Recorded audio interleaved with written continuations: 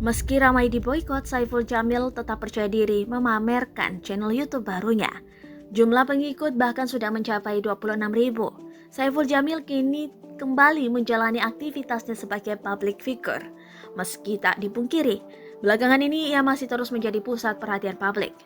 Setelah ramai petisi ajakan boikot dirinya dari TV, Saiful Jamil justru menanggapinya dengan santai.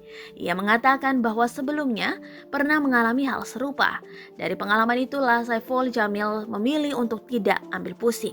Ia justru baru-baru ini pamer penampilan baru dengan rambut gimbalnya. Rupanya Saiful Jamil sedang menjalani proses syuting video klip terbarunya yang akan segera rilis dalam waktu dekat. Mantan suami Dewi Persik itu juga memamerkan channel YouTube baru milik pribadinya. Tak disangka, channel YouTube miliknya itu bahkan sudah memiliki 26.000 pengikut. Kemudian ia juga memamerkan akun Instagram dan TikTok barunya sebagai langkah awalnya kembali berkarya di industri hiburan tanah air.